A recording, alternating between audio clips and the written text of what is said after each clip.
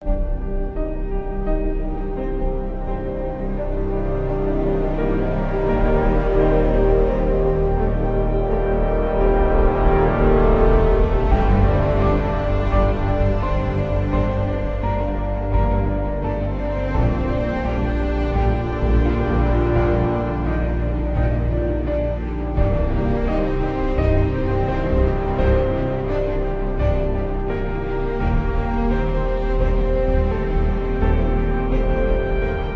రోజు ఇదే మరి మోసాలు చేస్తే ఒక చట్టం తీసుకొచ్చాం.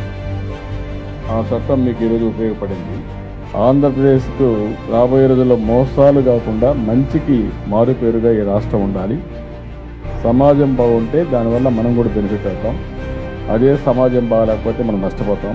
మిమ్మల్ని నేను కోరేదంటే రాష్ట్ర ప్రజానికి కోరేది, అలాంటి దుర్మార్గుల పట్ల మీరు అప్రమత్తంగా లేకపోతే మీరు నష్టపోయేది కాకుండా సమాజము నష్టపోతుంది.